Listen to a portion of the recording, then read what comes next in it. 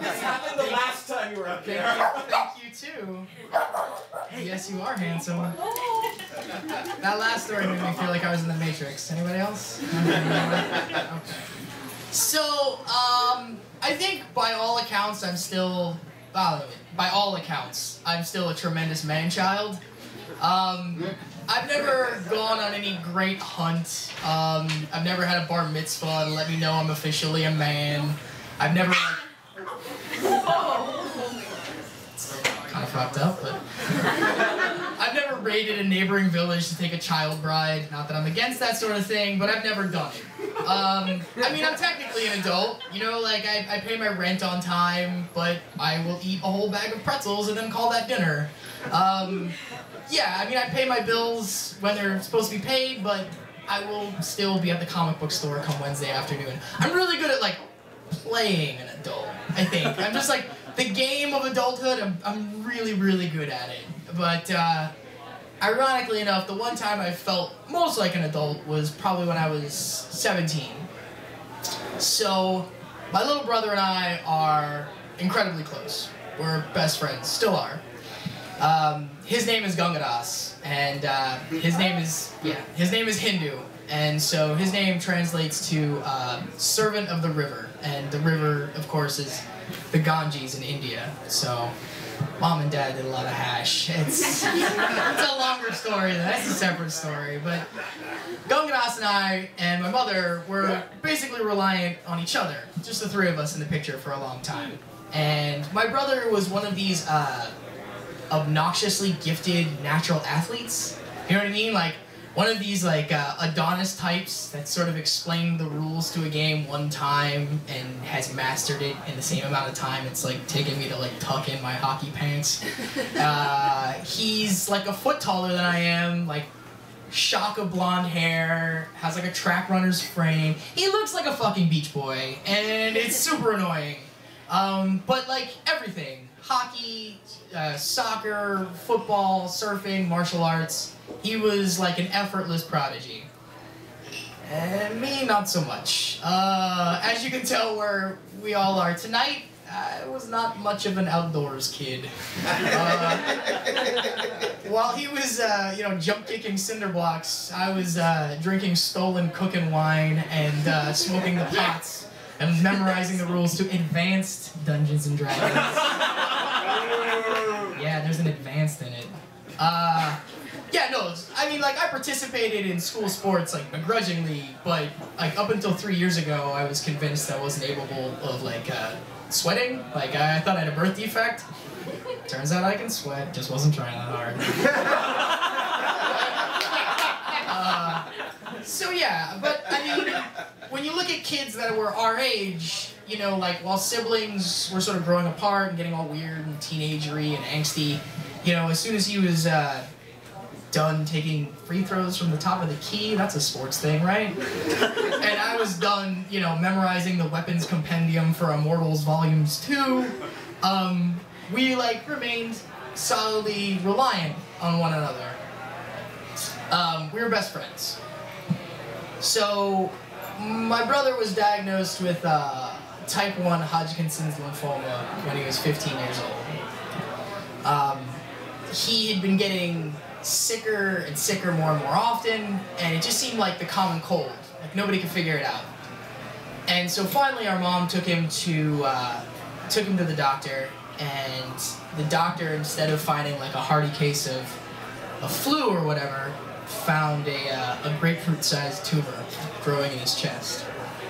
So chemotherapy was unavoidable. So chemotherapy is basically bombarding your system with medical grade poison. It will turn, you know, even the healthiest of adults into sallow caricatures of themselves. So that, to a 15-year-old kid, is just going to be multiplied by intensity. You know, under chemo you lose weight, you lose strength, you lose, of course, your hair. And so my brother, whose height is something I'd always envied, became more pronounced, and, you know, his hair, that blonde hair that we all joked about, was quickly replaced by a ubiquitous blue bandana. And, you know, we couldn't figure it out. You know, here was this kid who was like the picture of like health and fortitude, and we couldn't figure out why this had happened. And of course I got weird about it, and I was like, well, why not me? Like, I fucking don't know how to throw a football, I should have gotten cancer. And, you know, I just couldn't figure it out. I didn't take care of myself. You know, this invisible hand had laid him low and somehow skipped me over. And here was something that he couldn't, like, outrun or outswim, and I didn't have anything to do with it. You know, maybe the combination of bong rips and Carlo Rossi had somehow pickled my immune system into invulnerability, who knows, but he was sick as fuck and I wasn't. So after a while it became obvious that the chemo wasn't doing anything. The chemo was only killing him at a slower rate than the cancer was, and the cancer was still outpacing the chemo. It was like a fucked up version of Battleship. You know, we'd move this way and maybe take off 2 months and then do a chemo 1 month, or 2 months off and 1 month on, but every time we zigged, cancer zagged. The doctors decided it was something needed to be done and something drastic.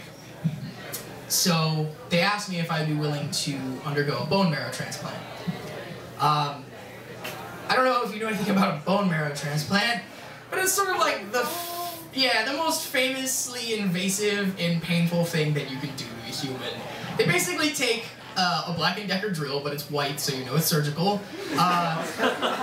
They drill into your bone while you're still awake, they can't put you out, and then they take a giant fucking needle and just pull out the yellow stuff that's in your bones, and you're awake the entire time. And of course they said yes. I mean, it was like, I didn't even bat an eyelash. Yeah, fuck it, drill me up. One catch though, they were like, if you are gonna donate your bone marrow, you have to be in perfect health. You have to purge your body of all toxins. No caffeine, no nicotine, no alcohol, no THC, nothing. And I said, sure, that sounds awesome. I want to help. My mom sort of happily swooped in from stage left at this point. She's like, I'll help. Of course she will. So we got me on a diet of, you know, vegetarian, vegan, organic, whatever. And, you know, she got me on a strict regimen of exercise and yoga, and fed me handfuls of supplements every 4 hours. I don't know what the fuck an echinacea myrrh is, but I ate my body weight in it. I felt great, but my pee smelled like asparagus. And yeah, and I didn't bat an eye, so whatever. 6 months goes by, and I'm training my body like I'm Bruce Wayne, and I start to get worried. I was like, well, when's the surgery gonna take place? You know, like, I feel like we're waiting too long. And they keep pushing it back. It's gonna be in August. It's gonna be in December. It's gonna be in February. And I start actually getting upset. I was like, I feel like we're waiting too long. We're fucking up. I don't know anything about science. I don't know anything about bone marrows or science, but let's do this. Like, tomorrow, I'm ready. Drill me up. And finally, you know, after living like a 17-year-old Shaolin monk for the better part of a year, my brother finally decides it was time for the truth. And he calls me. I'm at home, I'm studying for school, at home, not drinking, and he calls me up and he's like, hey, I have got some news for you. We don't need your bone marrow. I had a stem cell transplant like 4 months ago. Mom's been lying to you this entire time in order to try and keep you clean living. You motherfucker. Are you serious? He's like, yeah, but you can't say anything. You can't say anything. I overheard her on the phone with the doctor. You can't say anything. Just promise me you're not going to say anything. Please. Okay, I won't say anything. Of course, I'm fucking furious. Like, my mom had been toying with me, using my brother's cancer as, like, this leverage against me to, like, fucking jog. It was awful. It was awful. And so, yeah, I was pissed. But the stem cells had done their job. Like this super highly experimental stem cell transplant where they inject like these malleable wizard cells into your body and they turn into something else, and then a miracle happens, and then your brother lives. So fucking high five stem cells. Whatever, it works. But no, my mom was kind of fucked up, and I didn't say anything to her for years. And until recently, you know, we'd bring it up jokingly, and she denies it. To this day, she's like, I don't know what either of you are talking about. I do.